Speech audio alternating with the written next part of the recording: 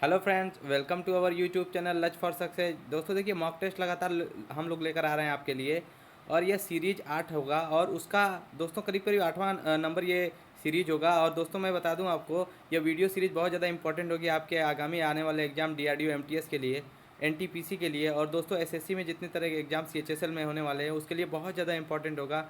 GS में आपको अगर अच्छे से अच्छे नंबर लाना है तो इस वीडियो को जरूर देख कर जाइएगा। चलिए दोस्तों, अपने बिना टाइम वेस्ट किए चलते हैं अपने पहले क्वेश्चन पे। आज का हमारा पहला क्वेश्चन है, जहांगीर को कहाँ दफनाया गया था। तो दोस्तों आपको बताना है कि जहांगीर को कहाँ दफनाया गया था। आगरा में, दिल्ली में, लाहौर में या श्रीनगर में। तो दोस्तों देखिए, जहांगीर जो है वो अकबर का लड़का था, इसका नाम सलीम भी था, ठीक है। और इसको सबसे पहले दोस्तों देखिए बता दें कि 1605 से 1627 तक यह जो है शासनकाल में था। और साथ ही साथ दोस्तों यह बता दूं कि जहांगीर को कहाँ दफनाया गया था, लाहौर में दफनाया गया था, इसलिए इसका correct answer option number C Lahore होगा, ठीक है। और साथ ही साथ दोस्तों बता दूं मैं कि इसका जो लाहौर था, लाहौर में भी कहाँ पूछेगा तो शाहदरा में किया गया था। कहाँ दफनाया गया था, शाहदरा लाहौर में, ठीक है, याद रखिएगा इसको। ठीक, आ जाते हैं अपने नेक्स्ट क्वेश्चन पे। आज का हमारा दूसरा नंबर क्वेश्चन है। देखिए दोस्तों, आज का हमारा दूसरा नंबर क्वेश्चन है, निम्नलिखित यूरोपीय शक्तियों में किसने शिवाजी को तोपें प्रदान की थी। तो दोस्तों आपको बताना है कि कौन सी यूरोपीय शक्ति थी जिसने शिवाजी को तोपें प्रदान की थी। तो दोस्तों मैंने पहले बता दूं आपको कि शिवाजी को उन्होंने क्यों तोपें दी थी। तो दोस्तों देखिए, वो हमेशा चाहते थे कि मुगलों के साथ वो शिवाजी लड़े, इसलिए ताकि वो आसानी से भारत में अपना साम्राज्य स्थापित कर सकें। और वो कोई और नहीं थे दोस्तों, वो अंग्रेज थे। अंग्रेजों ने सबसे पहले शिवाजी को तोपें प्रदान की थी, इसलिए इसका correct answer option number C अंग्रेज हो जाएगा, ठीक है। Correct answer option number C अंग्रेज हो जाएगा। आ जाते हैं अपने नेक्स्ट क्वेश्चन पे, जो कि आज का हमारा तीसरा नंबर क्वेश्चन है। तीसरे नंबर क्वेश्चन की चर्चा कर लेते हैं। आज का दोस्तों हमारा तीसरा नंबर क्वेश्चन है, शिवाजी का राज्याभिषेक कहाँ हुआ था। तो दोस्तों आपको बताना है कि शिवाजी का राज्याभिषेक कहाँ हुआ था। ऑप्शन नंबर ए है रायगढ़, कलानौर, रायचूर या आगरा। दोस्तों देखिए, शिवाजी का जन्म जो हुआ था वो अप्रैल 1627 में हुआ था। कब हुआ था, 1627 में। और 1680 में इनका जो है देहांत हो गया था। दोस्तों शिवाजी ने बहुत ही मुख्य रूप से मराठा साम्राज्य की स्थापना की थी। और साथ ही साथ मैं बता दूं दोस्तों कि शिवाजी का राज्याभिषेक जो हुआ था वह रायगढ़ के किले में हुआ था, जो कि ऑप्शन नंबर ए में दिया है, इसलिए इसका करेक्ट आंसर ऑप्शन नंबर ए रायगढ़ हो जाएगा। और साथ ही साथ दोस्तों मैं बता दूं, आगरा में उनको औरंगजेब द्वारा कैद कर लिया गया था, आगरा के महल में, ठीक है, याद रखिएगा। आ जाते हैं अपने, बीजापुर के सुल्तान ने शिवाजी को जिंदा या मुर्दा पकड़कर लाने के लिए किसे भेजा था। तो दोस्तों ऑप्शन नंबर ए है Syed Banda, option number B है Inayat Khan, option number C है Afzal Khan, option number D है शाइस्ता खां। तो दोस्तों बताना है आपको कि किसने किसको भेजा था।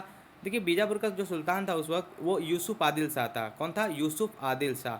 यूसुफ आदिल शाह ने अफजल खां को दोस्तों भेजा था, जो कि करीब करीब 7 फुट का था और बहुत ही लंबा चौड़ा व्यक्ति था। लेकिन शिवाजी को जब वो पकड़ने के लिए, शिवाजी पकड़ने के लिए भेजा जाता है शिवाजी को, तो अफजल खां उससे संधि कर बैठता है और संधि में शिवाजी को बुलाया जाता है मिलने के लिए अफजल खां द्वारा। लेकिन अफजल खां को वहीं पर शिवाजी के द्वारा मार दिया जाता है। देखिए, इसलिए इसका correct answer option number C होगा, अफजल खां, ठीक है दोस्तों। अफजल खां को भेजा जाता है किसके द्वारा, यूसुफ आदिल शाह के द्वारा, जो कि बीजापुर का सुल्तान था, ठीक है। आ जाते हैं अपने नेक्स्ट क्वेश्चन पे। आज के अपने 5वें नंबर क्वेश्चन की चर्चा कर लेते हैं। दोस्तों आज का हमारा 5वां नंबर क्वेश्चन है, भारत में दल बदल कानून किस संविधान के अनुसूची में जोड़ी गई है। तो दोस्तों पहले मैं बता दूं, दल बदल को बोलते हैं इंग्लिश में एंटी डिफेक्शन लॉ, जो कि 1985 में आया था। राजीव गांधी ने सबसे पहले एंटी डिफेक्शन लॉ लाया था 1985 में। कब, 1985 में। दोस्तों इसके लिए 52वां संविधान संशोधन किया था। भारतीय संविधान में 52वां संविधान संशोधन किया गया था और 10वें शेड्यूल यानी अनुसूची में इसको शामिल किया गया था, इसलिए इसका करेक्ट आंसर हो जाएगा ऑप्शन नंबर ए, 10वें अनुसूची में जोड़ा गया है दल बदल कानून को, ठीक है। आ जाते हैं अपने अगले क्वेश्चन पे। आज के 6वें नंबर क्वेश्चन की चर्चा कर लेते हैं। दोस्तों आज का हमारा 6वां नंबर क्वेश्चन है, आपको दोस्तों वीडियो अच्छी लगे, जानकारी अच्छी लगे तो वीडियो को लाइक ज़रूर कर दीजिएगा। देखिए 6वां हमारा नंबर क्वेश्चन है, ग्वालियर राज्य की स्थापना किसने की थी। तो दोस्तों आपको बताना है कि ग्वालियर जो है वह राज्य की स्थापना किसने की थी, बाजीराव सिंधिया द्वारा, जीवाजीराव सिंधिया, माधवराव सिंधिया या महाजन द्वारा। तो दोस्तों जो ग्वालियर है वहाँ राजा महाराजा का बहुत दिनों से शासनकाल चल रहा होता है ब्रिटिश साम्राज्य में। और उनके जो संस्थापक होते हैं ग्वालियर के, वो होते हैं जीवाजी राव सिंधिया, जो कि ऑप्शन नंबर बी में दिया है दोस्तों, इसलिए इसका करेक्ट आंसर हो जाएगा option number B, Jiwaji Rao Scindia, ठीक है। इंडियन अनरेस्ट का लेखक कौन था। दोस्तों आपको बताना है कि इंडियन अनरेस्ट का लेखक कौन था। बताइए। ऑप्शन नंबर ए है Annie Besant, option number B है Lala Lajpat Rai, option number C है वैलेंटाइन सिरोल, या ऑप्शन नंबर डी है दादा भाई नौरोजी। तो दोस्तों देखिए, इंडियन अनरेस्ट का मतलब ये है कि अनरेस्ट का मतलब क्या होता है? अनरेस्ट का मतलब होता है जहाँ पर व्यक्ति खुश न रहे, ठीक है। और उस यानी किताब जो लिखी थी वो लिखी गई थी वैलेंटाइन सिरोल द्वारा, इसलिए इसका करेक्ट आंसर हो जाएगा ऑप्शन नंबर सी, वैलेंटाइन सिरोल, ठीक है। वैलेंटाइन सिरोल ने ही सबसे पहले लाला लाजपत राय को और बाल गंगाधर तिलक को दोस्तों क्या कहा था? अनरेस्ट यानी इंडियन अनरेस्ट का जनक कहा था, ठीक है। आ जाते हैं अपने नेक्स्ट क्वेश्चन पे। हमारा जो 8वां नंबर क्वेश्चन दोस्तों आज का है, देखिए आज का हमारा 8वां नंबर क्वेश्चन है, राष्ट्रपति का चुनाव का विवाद कौन निपटाता है? सर्वोच्च न्यायालय या उच्च न्यायालय, संसद या चुनाव आयोग?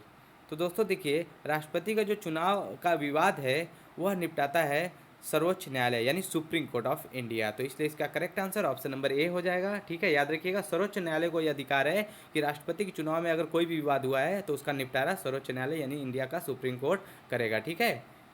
आ जाते हैं अपने नेक्स्ट क्वेश्चन की चर्चा कर लेते हैं। आज का हमारा दोस्तों 9वां नंबर क्वेश्चन है, 2 अवधि के लिए भारत के राष्ट्रपति कौन थे? यानी 2 बार लगातार दोस्तों उनका राष्ट्रपति शासन चला है, कौन थे वो? राधा कृष्णन, राजेंद्र प्रसाद, जाकिर हुसैन, या उपरोक्त में से कोई नहीं? तो दोस्तों देखिए, भारत के जो राष्ट्रपति थे वो 2 बार से हुए हैं राजेंद्र प्रसाद, क्योंकि भारत जब आज़ाद हुआ था तो दोस्तों संविधान सभा द्वारा राजेंद्र प्रसाद को पहले राष्ट्रपति के रूप में चुना गया था।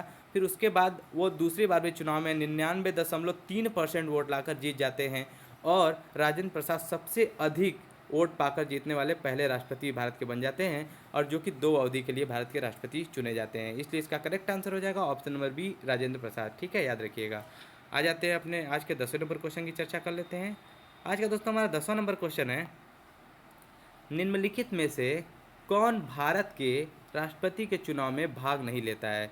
तो दोस्तों इसके लिए आपको सबसे पहले जानना पड़ेगा कि राष्ट्रपति के चुनाव में कौन कौन भाग लेता है, ठीक है। तो आप आसानी से बता सकते हैं कि कौन सा भाग नहीं लेता है। तो दोस्तों देखिए, भारत के राष्ट्रपति के चुनाव में राज्यसभा, विधानसभा और लोकसभा ये तीनों भाग लेते हैं, जबकि विधान परिषद के सदस्य इसमें भाग नहीं लेते हैं। इसलिए इसका करेक्ट आंसर हो जाएगा option number B, Vidhan Parishad, ठीक है दोस्तों। विधान परिषद जो है वो राज्य में होता है, विधानसभा और विधान परिषद जो कि उच्च सदन होता है राज्य का, ठीक है। आ जाते हैं अपने 11वें नंबर क्वेश्चन की चर्चा कर लेते हैं। आज का दोस्तों हमारा 11वां नंबर क्वेश्चन है, मन्नार की खाड़ी किस तट के साथ अवस्थित है? तो दोस्तों आपको बताना है कि मन्नार की खाड़ी किस तट के साथ अवस्थित है, किस राज्य के तट की सीमा उसे लगती है? तमिलनाडु, केरल, कर्नाटक या आंध्र प्रदेश? तो दोस्तों बताइए इसका आंसर क्या होगा? दोस्तों देखिए, मन्नार की खाड़ी जो है वो भारत के दक्षिण में पड़ता है, और यह जो है तमिलनाडु राज्य से संबंध है, और इसकी जो सीमा लगती है वो तमिलनाडु से लगती है। इसलिए इसका करेक्ट आंसर हो जाएगा ऑप्शन नंबर ए, तमिलनाडु, ठीक है, याद रखिएगा। और दोस्तों ये श्रीलंका से जाने के लिए यह एक रास्ता भी तय कराती है, इसलिए याद रखिएगा मन्नार की खाड़ी कहाँ पड़ती है? तमिलनाडु में, ठीक है। आ जाते हैं अपने नेक्स्ट क्वेश्चन की चर्चा कर लेते हैं। आज का दोस्तों हमारा 12वां नंबर क्वेश्चन है, सर्वाधिक नगरीकृत महाद्वीप है? तो दोस्तों पहले मैं बता दूं आपको कि टोटल जो महाद्वीपों की संख्या पूरे विश्व में है वो कितनी है? 7 है, यानी 7 है महाद्वीपों की संख्या। सबसे बड़ा महाद्वीप कौन सा है? एशिया है, सबसे बड़ा महाद्वीप है, और सबसे अधिक जनसंख्या भी एशिया महाद्वीप में ही है।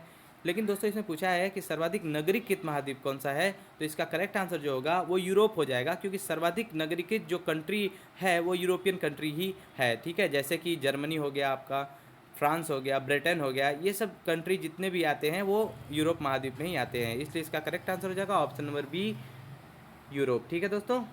चलिए चलते हैं अपने नेक्स्ट क्वेश्चन की चर्चा कर लेते हैं।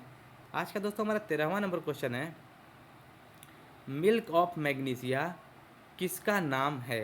ठीक है दोस्तों, तो आपको बताना है कि मिल्क ऑफ मैग्नीशिया किसका दूसरा नाम है? मैग्नीशियम सल्फेट का, मैग्नीशियम क्लोराइड का, मैग्नीशियम हाइड्रोक्साइड का, या मैग्नीशियम कार्बोनेट का? तो दोस्तों देखिए, मिल्क ऑफ मैग्नीशिया जो है वो मैग्नीशियम हाइड्रोक्साइड का ही दूसरा नाम है, इसलिए इसका करेक्ट आंसर जो होगा वो ऑप्शन नंबर सी हो जाएगा। याद रखिएगा, इसमें आपको याद रखने का ही ऑप्शन है, इसका कोई कॉन्सेप्ट नहीं है। तो इसमें आप याद रख सकते हैं मैग्नीशियम हाइड्रोक्साइड को मिल्क ऑफ मैग्नीशिया के नाम से जाना जाता है, इसलिए इसका correct answer option number C हो जाएगा, ठीक है। आ जाते हैं अपने आज के 14वें नंबर क्वेश्चन की चर्चा कर लेते हैं। आज का दोस्तों हमारा 14वां नंबर क्वेश्चन है, कैलोरी मीटर किससे बनाया जाता है? ठीक है, आपको बताना है। यहाँ पे 3 हो गया है, लेकिन 3 ऑप्शन में है दिया है, गलत है ऑप्शन दोस्तों। चांदी ये भी गलत ऑप्शन है, निकल ये भी गलत ऑप्शन है। इस कर दीजिए ये तीनों को रन आउट। जो करेक्ट आंसर होगा दोस्तों ये होगा तांबा, क्योंकि तांबा से कैलोरीमीटर बनाया जाता है, तो इसलिए इसका correct answer option number B हो जाएगा, तांबा। ठीक है, और दोस्तों तांबा ही पहली ऐसी धातु थी जिसका प्रयोग मानव ने सबसे पहली बार किया था, तो इसलिए इसको भी याद रखिएगा। ठीक, आ जाते हैं अपने आज के 15वें नंबर क्वेश्चन की चर्चा कर लेते हैं। आज का दोस्तों हमारा 15वां नंबर क्वेश्चन है, पेयजल में कॉपर का अधिकतम सांद्रण कितना हो सकता है। तो दोस्तों यह बताना है आपको कि जो पीने वाला पानी होता है उसमें अधिकतम कितना % कॉपर का मात्रा हो सकता है, आपको बताना है। 0.01, 0.05, 2 या 1। तो दोस्तों देखिए, कॉपर का अधिकतम जो सांद्रण हो सकता है, घुलन उसके अंदर घुलनशील हो सकता है, वो होगा 2। ठीक है, इसलिए इसका correct answer option number C हो जाएगा। अगर दोस्तों 2 से ऊपर अगर तांबा या कॉपर मिला होगा तो दोस्तों यह स्वास्थ्य के लिए बहुत ज़्यादा हानिकारक होता है, बहुत सारे रोग हमें हो जाते हैं। ठीक है, चलिए आ जाते हैं अपने आज के 16वें नंबर क्वेश्चन की चर्चा कर लेते हैं। आज का दोस्तों हमारा 16वां नंबर क्वेश्चन है, जो कि दोस्तों यूपी पीसीएस में भी पूछा हुआ है ये क्वेश्चन। ठीक है, इसको याद रखिएगा। नीला थोता है, बताइए नीला थोता क्या है। कॉपर सल्फेट है, कैल्शियम सल्फेट, आयरन सल्फेट या सोडियम सल्फेट। तो दोस्तों जी कि नीला थोता जो है वो कॉपर सल्फेट का उदाहरण होता है। इसका जो फार्मूला होता है दोस्तों मैं बता देता हूँ। इसका जो फार्मूला होता है वो होता है CuSO4। ठीक है, CuSO4 जो है वो कॉपर सल्फेट का फार्मूला होता है, जिसे नीला थोता भी कहा जाता है। इसलिए इसका करेक्ट आंसर हो जाएगा ऑप्शन नंबर ए, कॉपर सल्फेट। ठीक है, आ जाते हैं अपने आज के 17वें नंबर क्वेश्चन की चर्चा कर लेते हैं। दोस्तों अगर इस वीडियो से संबंधित कोई भी आपका सजेशन है या आप कोई अपना ओपिनियन राय देना चाहते हैं तो कमेंट सेक्शन में हमें लिख के बताइएगा, और हम लास्ट क्वेश्चन आपसे इसमें होमवर्क के रूप में आपको देंगे। आप इसका आंसर कमेंट सेक्शन में करके बताइएगा। देख लेते हैं आज का 17वें नंबर क्वेश्चन की चर्चा कर लेते हैं। दोस्तों आज का हमारा 17वां नंबर क्वेश्चन है, निम्नलिखित में से कौन सी उत्कृष्ट गैस नहीं है। तो दोस्तों उत्कृष्ट गैस का मतलब मैं और थोड़ा आपके लिए इजी कर दूं। उत्कृष्ट गैस का मतलब है अक्रिय गैस नहीं है। ठीक है, आपको बताना है। तो देखिए, हीलियम भी एक अक्रिय गैस का उदाहरण है, नियान भी एक अक्रिय गैस का उदाहरण है, आर्गन भी दोस्तों एक अक्रिय गैस का उदाहरण है। और अक्रिय गैस को 18वें जो है आवर्त सारणी के 18वें समूह में 18वें में रखा जाता है। ठीक है, याद रखिएगा, 18वें भाग में रखा जाता है। और साथ ही साथ मैं बता दूं दोस्तों कि इसे जीरो ग्रुप भी कहा जाता है। क्या कहा जाता है? जीरो ग्रुप भी कहा जाता है। तो दोस्तों इसमें देखिए, हाइड्रोजन जो ऑप्शन नंबर ए में दिया है वह एक उत्कृष्ट गैस नहीं है। बाकी हीलियम, नियॉन और आर्गन तीनों दोस्तों एक उत्कृष्ट गैस का उदाहरण है। ठीक है, आ जाते हैं आज के 18वें नंबर क्वेश्चन की चर्चा कर लेते हैं। आज का दोस्तों 18वां नंबर क्वेश्चन हमारा है, कीनन स्टेडियम किस शहर में स्थित है। दोस्तों आपको बताना है कि निम्नलिखित में से कीनन स्टेडियम जो है वो किस शहर में स्थित है।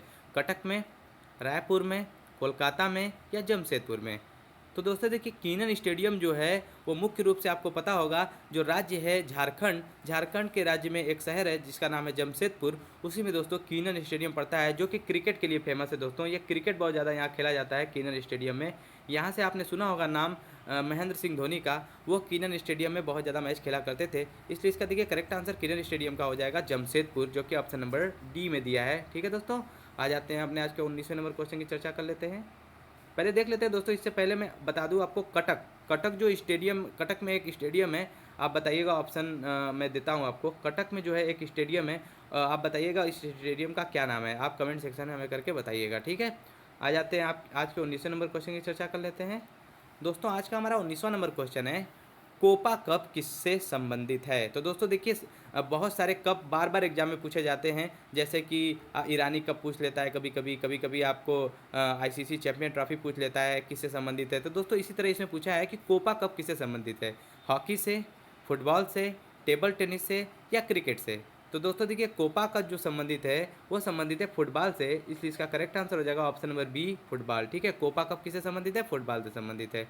आ जाते हैं आज के अपने 20वें नंबर पे, जो कि दोस्तों लास्ट क्वेश्चन होगा हमारा। दोस्तों हम ये T20 सीरीज लाते हैं आपके लिए, जो कि कम समय में ही आपको बहुत सारे क्वेश्चन रिवाइज करवा देते हैं।